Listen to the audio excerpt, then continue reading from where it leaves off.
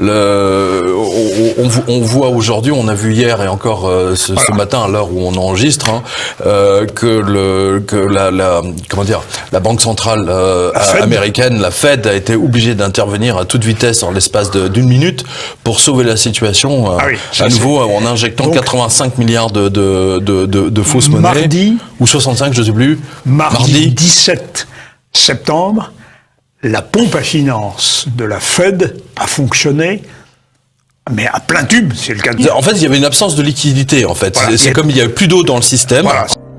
La monnaie prend plusieurs formes, qu'il faut bien distinguer. Sans la connaissance des diverses formes de monnaie et les mécanismes qu'elles impliquent, il est impossible de comprendre le système monétaire et bancaire, et plus globalement l'économie. Il y a la monnaie sous la forme de billets et de pièces de monnaie. En fait, il y avait une absence de liquidité, en fait. Voilà, c'est comme il n'y avait plus d'eau dans le système. Voilà. On l'appelle aussi monnaie manuelle, liquide ou espèce. Elle est fabriquée par la Banque centrale.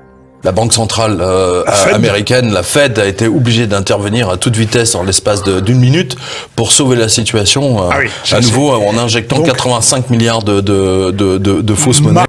En dehors de la Banque centrale, personne n'a le droit de fabriquer des billets et des pièces de monnaie. La Banque centrale est une institution missionnée par l'État, ou les États d'une zone monétaire, pour fabriquer les billets et les pièces de monnaie. Elle a aussi pour mission de favoriser le bon fonctionnement de l'économie. Son but n'est pas de faire des profits, mais d'appliquer la politique monétaire. En France, comme pour l'ensemble des pays de la zone euro, la Banque centrale est la BCE, ou Banque centrale européenne. Les banques commerciales privées sont les distributeurs des billets et pièces de monnaie. Qu'on explique, en fait, imaginez un immeuble, je sais pas moi, de 40 000 étages, de 40 000, oui, au même de 40 000 étages, voilà, ou de locataires, et il n'y a plus d'eau. D'un seul coup, il n'y a plus d'eau dans le système. Plus de liquidité. Plus de liquidité. Et donc la Fed a été obligée d'imprimer immédiatement, mais bon, ils ont un pied sur une touche, La Banque centrale est une institution missionnée par l'État, ou les États d'une zone monétaire, pour fabriquer les billets et les pièces de monnaie. Ils font léviter le système avec la fausse monnaie. Alors, voilà. Et là, on va avoir un déluge de fausses monnaies. Gardez à l'esprit que moins de 7% de la totalité de la monnaie en circulation est sous la forme de billets et de pièces de monnaie qui ont cours légal. Les banques commerciales privées sont les distributeurs des billets et pièces de monnaie. Ce sont des intermédiaires, des commerçants, qui font le commerce de la monnaie centrale.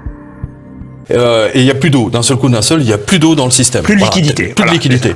Et donc la Fed a été obligée d'imprimer immédiatement, mais bon, ils ont un pied sur une touche, ils font léviter le système avec la fausse monnaie. Et alors, il faut bien rappeler à nos téléspectateurs ce que ça signifie, bien entendu. Nous allons décliner ce phénomène, mais les taux négatifs, et je vais citer là une autorité, M. Sergio Ermotti, patron de la banque UBS, patron de la banque suisse. Voici ce qu'il dit. Les taux négatifs conduisent à la situation absurde où les banques ne veulent plus avoir de dépôt de leurs clients. Une banque commerciale étant une entreprise comme une autre, elle peut faire faillite. Si elle fait faillite, elle ne peut plus garantir sa monnaie privée, et par conséquent les montants des comptes bancaires de ses clients. Pour bien comprendre les taux négatifs, pour que tout le monde comprenne, parce que c'est d'une simplicité biblique, il faut vraiment que vous compreniez que le modèle économique bancaire, comme le modèle de toute entreprise, par exemple un supermarché, un hypermarché, Carrefour, Auchan, etc., ou même votre épicier du coin, l'épicier du coin. Imaginez que du jour au lendemain, tous les supermarchés et les hypermarchés et votre épicier du coin vendent la totalité de leurs produits à perte. Voilà. Si elle fait faillite, elle ne peut plus garantir sa monnaie privée et par conséquent les montants des comptes bancaires de ses clients. C'est aussi simple que ça. Pourquoi ? Alors, pourquoi cette comparaison ? Elle est extrêmement simple. Parce que le modèle économique d'une banque a été construit sur un modèle sur le fait qu'ils prêtent de l'argent à 5%, 10%, 15%. Hein, moi, j'ai connu des taux à 20%, même, oui, à, sûr, les fameux crédits revolving qui étaient, je crois, à 21%. Limite taux usuraire. Taux usuraire, taux usuraire, voilà. Oui, parce que le taux usuraire se calculait à l'époque le double du prix des obligations. Voilà. Et donc, il passe donc de 20%, hein, du prêt à consommation à 6 mois, 1 an, ou à 8% pour un prêt immobilier, etc. Il passe de 20 à 0. Voilà. Hein, qu'est-ce que je dis 0? Pardon. Moins 2, moins 0, moins X. Si elle fait faillite, elle ne peut plus garantir sa monnaie privée, et par conséquent les montants des comptes bancaires de ses clients. Hein, moins 0, ou moins X, moins N, pardon. Voilà. Donc leur système est mort. Voilà. Si elle fait faillite, elle ne peut plus garantir sa monnaie privée, et par conséquent les montants des comptes bancaires de ses clients. Et je vais vous illustrer ça d'une manière très simple. C'était hier ou avant-hier. D'un seul coup, il y a une dépêche laconique de Bloomberg, parce que bien entendu, ils ont dit ça aux États-Unis, pas en Europe. Vous avez le patron de HSBC France qui explique froidement, brutalement, qu'il va vendre toutes les agences, les 250 agences en France. Voilà. Donc, pourquoi ils ont fait cette décision? Parce que leur système économique, leur système qui fabrique de l'argent, donc voilà, est mort. C'est-à-dire qu'en fait, les mecs sont arrivés à un point où ils ne peuvent plus voler les clients. Bien à un moment donné, c'est trop visible. Hein, bien à un moment donné, c'est vraiment trop visible. On peut pas les imposer, etc. Et bien que tous les salaires, les retraites, etc. tombent sur les banques, même ça ne leur suffit pas pour maquiller leur bilan. Ils ont tout fait. Ils ont maquillé leur bilan. Ils ont fait de la cavalerie. Ils ont volé les gens. Et puis maintenant, ça fait quand même, ça dure depuis 2012, hein, 2010-2012. Et là, c'est fini. Ils sont face à un mur. Donc, on va voir un déluge, un tsunami, un raz-de-marée de fausses monnaies qui va faire le tour du globe et qui va tout détruire. Absolument tout. Et là, on a la preuve. HSBC France met en vente toutes ces agences. Point. Terminé. Les mecs, ils ont dit, on gagne plus d'argent, c'est fini, on s'en débarrasse. On veut trouver un pigeon qui va le racheter. Les banques et les États sont comme les deux faces d'une même pièce. En effet, il faut d'abord que de la monnaie ait été créée par le crédit bancaire pour que l'État puisse en prélever par les impôts et les taxes. Et les banques ont besoin des États pour établir une législation protégeant ce privilège et faire appliquer cette législation par la justice et les forces de l'ordre. En assurance vie, lisez bien et armez-vous d'une fourche. Voilà. Il a été obligé de faire intervenir un avocat et de lire alors je ne suis plus un avocat, mais bref, c'est à coup de lettres recommandées, juste pour récupérer 25 000 euros. 25 000 euros. J'ai un autre lecteur. Alors ça, c'est la Banque Postale. La banque pourrie, la plus pourrie de toutes les banques, c'est la Banque Postale. Qui veut fermer son compte.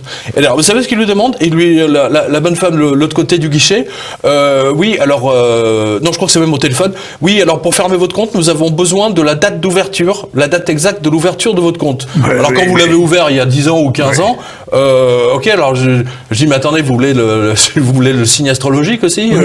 Mon compte bancaire, il est quoi? Capricorne, Cancer, Gémeaux?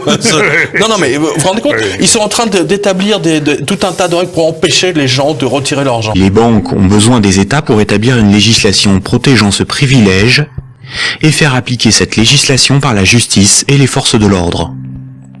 Je le dis à tous ceux qui ont des assurances vie, vous allez vous asseoir dessus, vous ne verrez rien. Ça va se transformer en sable. Vous savez, comme dans le film là avec Michel Simon et Gérard Philippe, la beauté du diable. Pouf ! Et faire appliquer cette législation par la justice et les forces de l'ordre.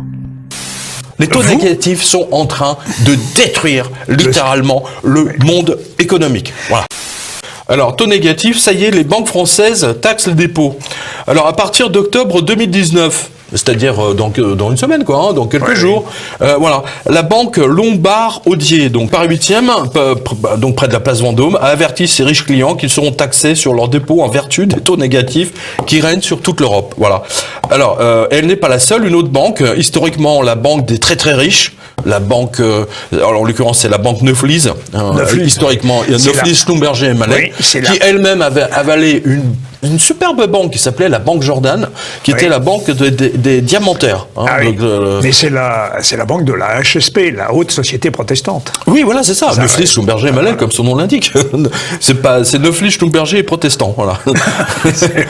et donc, alors c'est marrant parce que les Échos vous en parlent, alors que ces mêmes Échos, les journalistes des Échos ont ignoré les taux négatifs pendant des années. Hein, ils commencent maintenant à un petit peu en parler parce qu'ils n'ont pas le choix. Hein, voilà. Alors non seulement les clients payent des impôts, mais en plus la banque va les taxer sur leurs dépôts. C'est un impôt déguisé. Techniquement, c'est un impôt de la Banque Centrale Européenne. Hein, on peut le voir aussi comme ça. En effet. Exactement, puisque c'est la Banque Centrale Européenne. C'est la taxe planche à billets. Exactement. Voilà. La taxe planche à billets, vous avez raison. En effet. La taxe monnaie de singe. Et faire appliquer cette législation par la justice et les forces de l'ordre.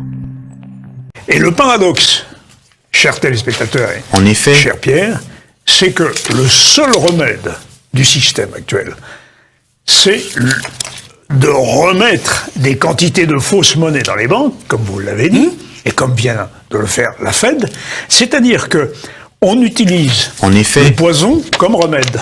Mais ça va créer de nouveau des taux d'intérêt encore plus bas, et nous allons vers la destruction du système bancaire. Ah mais c'est de la destruction, c'est fini, c'est terminé. Et faire appliquer cette législation par la justice et les forces de l'ordre. Et c'est très curieux parce qu'il a été détruit par lui-même ou par les banques centrales. Mais il a été détruit par la fausse monnaie. Par la fausse monnaie, bien sûr. Par la fausse monnaie, c'est tout. Je veux dire, il n'y a pas de voilà. L'argent est la colle de la société. À partir du moment où on dilue la colle, elle ne colle plus rien et tout se disloque. Voilà. Les banques et les États sont comme les deux faces d'une même pièce. En effet, il faut d'abord que de la monnaie ait été créée par le crédit bancaire pour que l'État puisse en prélever par les impôts et les taxes. Et les banques ont besoin des États pour établir une législation protégeant ce privilège et faire appliquer cette législation par la justice et les forces de l'ordre. Et puis, il faut se rappeler d'une chose, c'est que ce n'est pas la monnaie qui crée la croissance, mais la croissance qui crée la monnaie. Exactement. Et ça, les mecs là, les bacs plus 25, ils ont oublié ça. Hein. Vous ne craignez pas, mon cher Pierre, alors, à la suite des informations que nous diffusons, et des réactions de bank run, de ruée bancaire. Mais ça va être inévitable à un moment donné, mais ils ont déjà voté toutes les lois pour... Attends, ils ont voté ces lois au niveau européen. Les banques ont besoin des États pour établir une législation protégeant ce privilège et faire appliquer cette législation par la justice et les forces de l'ordre. Les taux négatifs, si vous voulez, c'est complètement destructeur pour la société, pour les gens, pour les clients, les épargnants, etc. Mais le seul qui gagne, c'est... Exactement. Bien sûr. Le seul qui gagne, c'est l'État, puisqu'il se désendette. Bien sûr. Mais du coup, il se désendette en fait sur le dos des habitants, sur le dos des citoyens. Les unités de compte sur les comptes bancaires peuvent tout simplement disparaître.